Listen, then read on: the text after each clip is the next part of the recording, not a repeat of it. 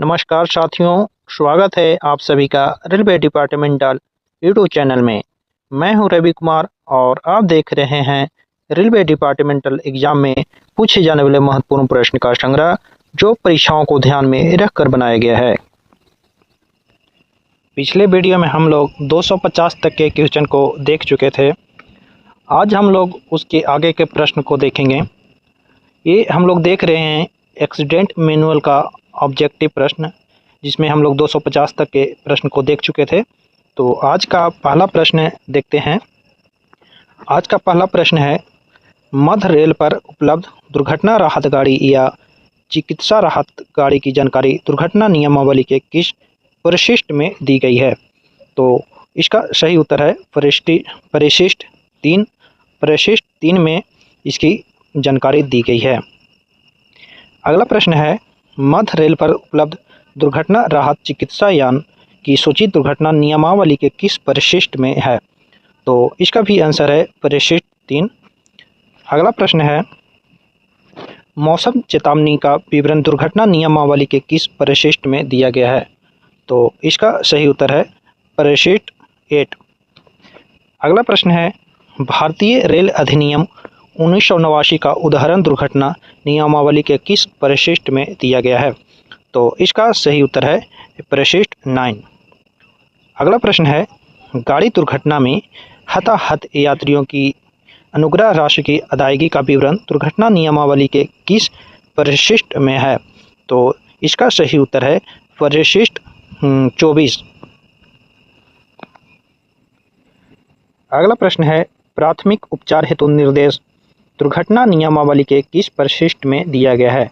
तो इसका सही उत्तर है परिशिष्ट 16। अगला प्रश्न है, मध्य रेल के मार्गों का विवरण दुर्घटना नियमावली के किस परिशिष्ट में दिया गया है? इसका सही उत्तर है परिशिष्ट 26। अगला प्रश्न है, गाड़ी का गलत लाइन पर प्रवेश किस प्रकार की दुर्घटना शीर्षक में शामिल है? तो ये इसका सही उत्तर है सांकेतिक दुर्घटना। अगला प्रश्न है, गाड़ी का सैंड हब में प्रवेश निम्न में से किस प्रकार की दुर्घटना शीर्षक में शामिल है?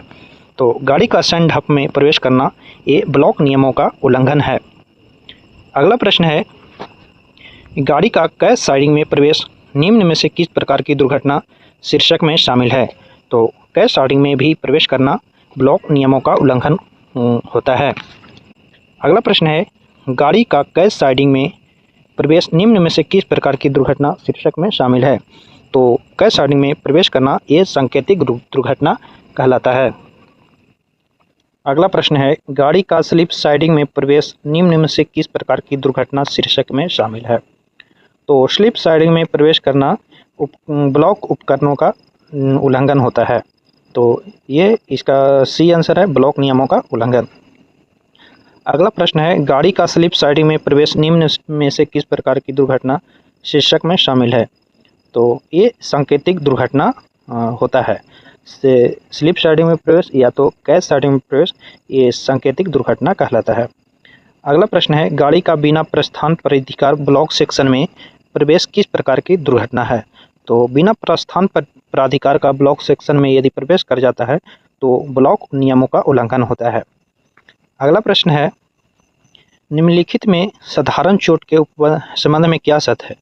तो दुर्घटना होने से 48 घंटे तक अपना दैनिक कार्य करने में असमर्थ हो तो वो साधारण चोट कहलाता है। अगला प्रश्न है, किसी रेल कर्मचारी को कब घायल माना जाएगा? तो यदि 48 घंटे की अवधि तक भी काम पर वापस नहीं आ सकता है तो उसे घायल माना जाएगा। अगला प्रश्न है, दुर्घटना राहत गाड़ी में सामग्री लोड करने के लिए निम्न में से किस मॉल डिब्बे का प्रयोग होता है? तो BCNHS का प्रयोग होता है। अगला प्रश्न है, ब्रेक डाउन का निरीक्षण कितने महीने में एक बार अवश्य किया जाना चाहिए? तो ब्रेक डाउन का निरीक्षण 3 महीने में एक बार अवश्य किया जाना चाहिए। अगला प्रश्न है, दुर्घटना राहत चिकित्सा यान का निरीक्षण कितने महीनों में एक बार अवश्य किया जाना चाहिए? तो इसको भी 3 महीने में एक बार अवश्य किया जाना चाहिए। अगला प्रश्न है, छापामार निरीक्षण के बारे में निम्न में क्या सही है? तो छापामार निरीक्षण दिन के दौरान होता है और रात के दौरान भी होता है, और ये सी में दिया है दिन और रात दोनों समय, तो ये दिन और रात दोनों समय में होता है, तो इसका सही आंसर है इनमें से सभी। अगला प्रश्न है, दुर्घटना की रिपोर्टिंग के प्रयोजन के लिए निर्धारित न्यूनतम सीमा स्तर के अनुसार ब्रॉड गेज के डी रूट पर संचार व्यवस्था में बाधा की न्यूनतम सीमा यानी कुल प्लस आंशिक कितनी है? तो कुल प्लस आंशिक 8 घंटा होती है। अगला प्रश्न है, दुर्घटना की रिपोर्टिंग प्रयोजन के लिए निर्धारित न्यूनतम सीमा स्तर के अनुसार ब्रॉड गेज के ई रूट पर संचार व्यवस्था में बाधा की न्यूनतम सीमा यानी कुल प्लस आंशिक कितनी होती है? तो ई रूट पर 12 घंटे होती है। अगला प्रश्न है, मध्य रेल के बीजी मार्गों में को कुल कितने समूह में विभाजित किया गया है? तो बीजी मार्गों को कुल 6 भागों में विभाजित किया गया है। अगला प्रश्न है, मध्य रेल के बीजी मार्गों का वर्गीकरण कि कहाँ से कहाँ तक के समूह में अंतर्गत किया गया है? तो ए टू ई तक के समूह में के अंतर्गत इसका वर्गीकरण किया गया है। अगला प्रश्न है, मध्य रेल पर मार्गों के वर्गीकरण का निम्न में से कौन सा रूट समूह उपलब्ध है? तो इसका आंसर दिया है उपरोक्त सभी, यानी ए बी और सी डी ई और डी स्पेशल और नैरो गेज, ये सभी मार्ग उपस्थित है। अगला प्रश्न है, मध्य रेल पर न्यूनतम निम्नलिखित में कौन सा समूह ए रूट पर है? तो ए रूट पर छत्रपति शिवाजी महाराज टर्मिनल से नागपुर भाया भुसावल तक है, और वर्धा से बलारसा और नागपुर से इटारसी तक, ये सब ए रूट के है, यानी इसका आंसर है उपरोक्त सभी। अगला प्रश्न है, मध्य रेल पर निम्नलिखित में से कौन सा समूह बी के रूट है? तो इसमें भी दिया है उपरोक्त सभी, तो कल्याण से पुणे वाया करजत लोनावाला, और पुणे से वाडी वाया दौड़ शोलापुर, और भुसावल से खंडवा, ये सब बी के रूट हैं। अगला प्रश्न है, मंडल आपदा प्रबंधन 2001 के अनुसार भुसावल मंडल का भुसावल खंडवा रेल मार्ग किस श्रेणी में आता है? तो ये बी श्रेणी में आता है। अगला प्रश्न है, इगतपुरी भुसावल का रूट किस श्रेणी का है? तो ये ए श्रेणी का रूट होता है। अगला प्रश्न है, मंडल आपदा प्रबंधन 2021 के अनुसार भुसावल बडनेरा रूट किस श्रेणी का है? तो ये ए श्रेणी का रूट है। अगला प्रश्न है, मंडल आपदा प्रबंधन 2021 के अनुसार बडनेरा अमरावती रूट किस श्रेणी का है? तो ये ई श्रेणी में आता है। अगला प्रश्न है, इटारसी नागपुर रूट किस श्रेणी में है? तो ये ए श्रेणी के अंतर्गत आता है। अगला प्रश्न है, बडनेरा नागपुर रूट किस श्रेणी में है? तो ये भी ए श्रेणी में आता है। अगला प्रश्न है, दौड़ मनमाड़ रूट किस श्रेणी में है? तो ये डी स्पेशल श्रेणी में आता है।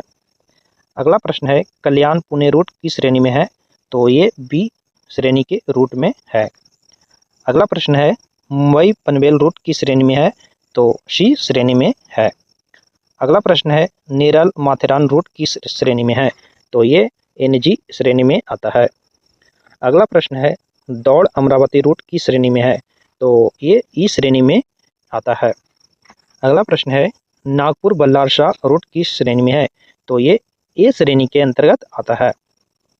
अगला प्रश्न है, मंडल आपदा प्रबंधन 2021 के अनुसार 40 गांव धुलिया रूट की श्रेणी में है? तो 40 गांव से धुलिया रूट ई श्रेणी के अंतर्गत आता है। अगला प्रश्न है, दुर्घटना जांच हेतु निर्धारित अधिकतम समय सीमा कितनी है? तो समय सीमा इसका D+90 दिन होता है। अगला प्रश्न है, पेंट्री कार में कितने अग्निशमक यंत्र होते हैं? तो पेंट्री कार में 4 अग्निशमक यंत्र होते हैं। इंजन में कितने अग्निशमक यंत्र होते हैं? तो इंजन में भी 4 अग्निशमक यंत्र होते हैं। एसी कोच में कितने अग्निशमक यंत्र होते हैं? तो एसी कोच में 2 अग्निशमक यंत्र होते हैं। अगला प्रश्न है, मुख्य रेल संरक्षा आयुक्त की नियुक्ति कौन करता है? तो मुख्य रेल संरक्षा आयुक्त की नियुक्ति केंद्र सरकार के द्वारा किया जाता है। अगला प्रश्न है, रेल संरक्षा आयुक्त किस मंत्रालय के अधीन कार्य करते हैं? तो ये नागरिक उड्डयन के मंत्रालय के अंतर्गत काम करते हैं। अगला प्रश्न है, मुख्य रेल संरक्षा आयुक्त का कार्यालय कहाँ स्थित है? तो मुख्य रेल संरक्षा आयुक्त का कार्यालय लखनऊ में स्थित है। अगला प्रश्न है, अपघात उपबंध के कितने उद्देश्य हैं? तो अपघात प्रबंध के 8 उद्देश्य होते हैं। अगला प्रश्न है, अपघात उपबंध का पहला उद्देश्य क्या है? तो पहला उद्देश्य बाजू वाली लाइन का बचाव करना होता है।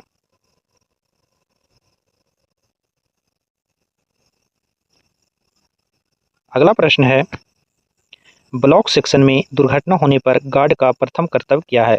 तो गार्ड का प्रथम कर्तव्य है समय, दिनांक और दुर्घटना का किलोमीटर नोट करना।